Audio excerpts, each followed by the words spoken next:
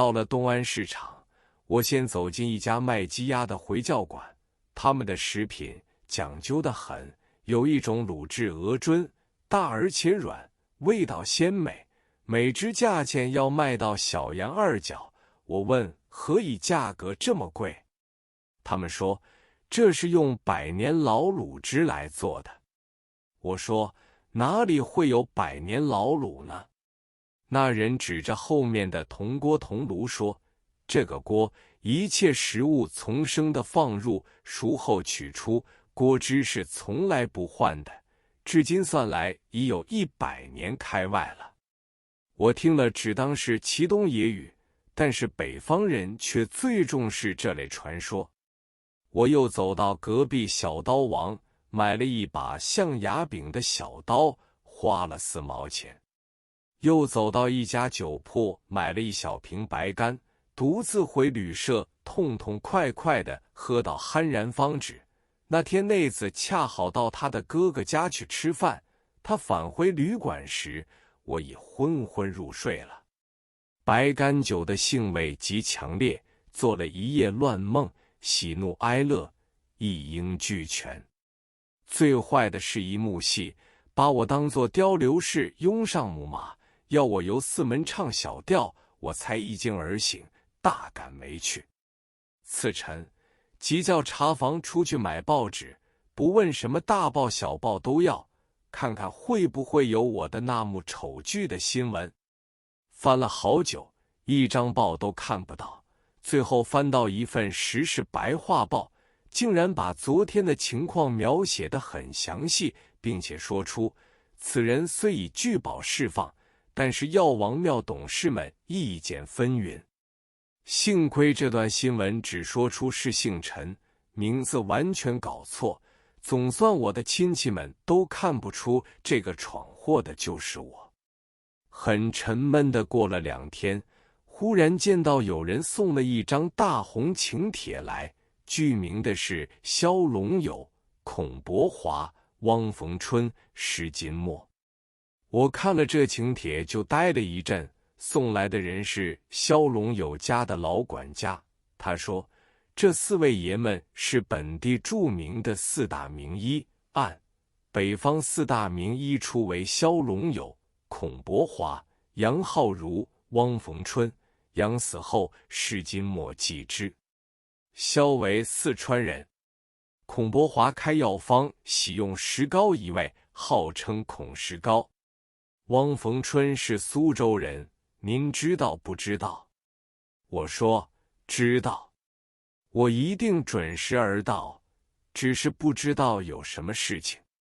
老管家期期爱爱地说，这是一届中最风光的盛宴，到时还有汽车来接您老人家。说毕，向我拱手而去。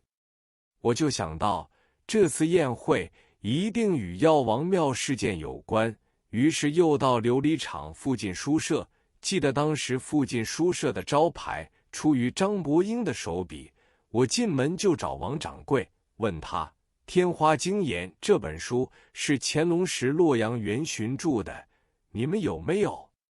他说这本书冷门得很，可是我打电话出去一家一家查问，总能查得到。于是他一面叫我随便看书，一面叫伙计打电话，果然不久有一家书店把《天花经言》送到，薄薄的一本，是清乾隆34年1769的课本，所价大洋12元，那真是贵得很离谱了。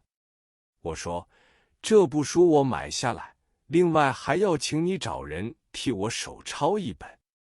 王掌柜一看这本书说，那容易得很，这部书不过2万字，以每1000字4毛计，大概10块钱就够了。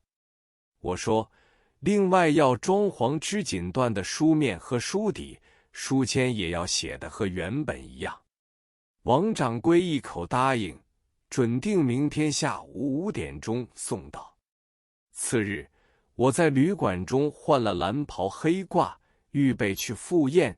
太太问我怎么不请我？我说北方风气古老，这种场合女客是没有份的。正在谈话时，附近书社已把正负2本书送到。又有一辆汽车开到门口，走出来的是陆仲安。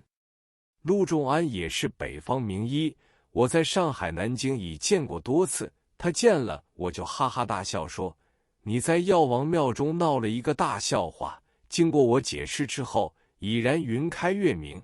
我告诉他们，你是317运动反抗政府取缔中医的5位代表之一。现在本市全体中医界都想和你见一见面，所以今天他们折简相邀，把我请做知客，专程招呼你，也含有为你压惊之意。于是我们就同车到萧龙友家中。看来那时北平的汽车很少，陆仲安坐的是福特轿车，已算是很豪华的。到了萧龙老家，见施金墨、孔伯华、汪逢春等都已在座。龙老在东首花厅街前迎接，厅内已到100多位北平中医界同道。我一进门口，在陆仲安介绍之下，分别请教尊姓大名。我看他们的年纪都在50、60岁以上，70、80岁的也有几位。我自己觉得年龄太小，他们对我也有一些奇异的想象，似乎对我年纪之轻是出乎他们意料之外的。入席时，龙老站起来举了杯，说几句话。他说：“我是药王庙的总董，希望陈道兄对药王庙的这次误会不要介意。我现在敬你一杯，祝陈道兄前程无量。”大家鼓掌后，忽然合作寂然无声，都在看我有什么反应。我从从容容地站立起来，先抱歉没有向各位前辈拜后，接着说：“药王庙之事是我不和，一部《天花经言》被我掀了一页，已经损坏，现在我特地照抄一本，奉献药王，希望各位原谅。”说罢，大家鼓掌，我就把这本精装抄本恭恭敬敬地递给龙老。席中人纷纷向我握手和敬酒，我每桌回敬了1次酒，12桌酒，我连饮12杯竹叶青，幸而尚无醉意。大家也高兴得很，纷纷还敬，认为是北方医界一个盛会。龙老是有阿芙蓉体的，席办叫我到烟室中去谈谈。这间烟室精雅极了，所陈设的东西，在我看来没有一样不精致。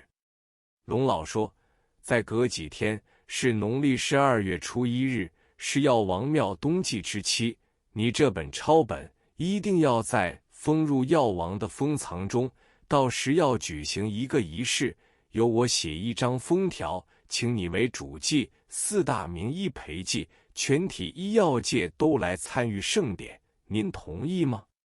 我说，做主祭嘛，那捧得我太高了。他又说，还有2件事，不知道你肯不肯答应。一件事是要备一副3升，由我购买，但是对大家说是由您出钱的。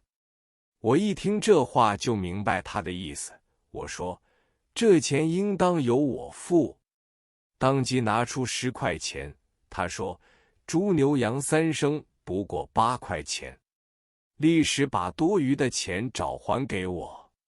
他又说出第2件事，药王庙中除了有新的4位常驻医生之外，其余是由北方医生义务轮值，您肯不肯也来值班2天，让北方医生看看南方医生处方是怎样的？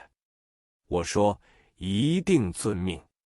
龙老和我倾谈完毕，即返花厅向大家报告，又是一阵掌声，随即对我恭送如仪。